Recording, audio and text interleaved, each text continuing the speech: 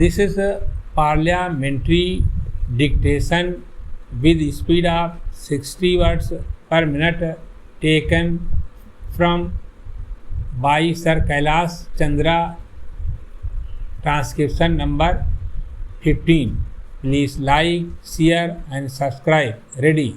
Sir, before the House adjourned for lunch yesterday, I had started speaking on the essential commodities in bracket amendment bill. I have got here with me the bill as introduced in the statement of objects and reasons. The government pointed out that in certain cases it might be necessary for them not to award punishment prescribed in the law as it exists at present, but to forfeit a part of the deposit. This relates to minor offences under the Essential Commodities Act. I can quite understand this, and generally, therefore, nobody would oppose this thing. But the question that I wish to raise in this connection before the House is the manner in which this act is being implemented by the government and also by the state government. I mention the state government because here is a measure which is sponsored by the Ministry of Food and Agriculture, and in regard to many aspects of which I believe the central government has concurrent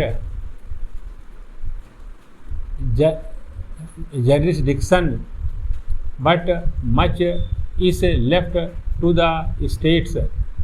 Our experience has been, especially in the state from which come, namely West Bengal, that this act is not implemented properly by the state authorities, because of various connections of certain people high up with the big business and other indulging in speculations,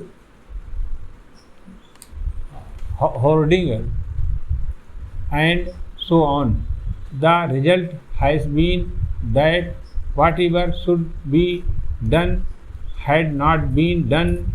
The central government has got powers under this act to make rules, to give directions to the states, and to supervise the manner in which the particular measure is administered by the states.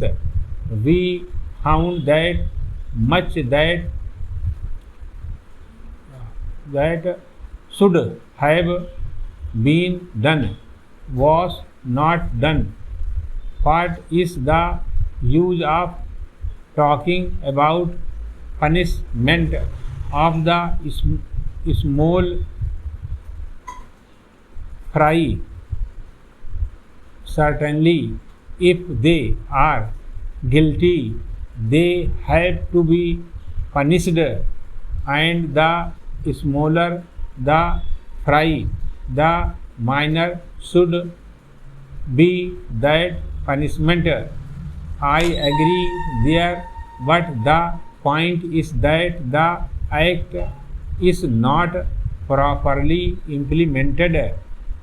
We should like to know from the government as to how it any cases have been started under the Essential Commodities Act.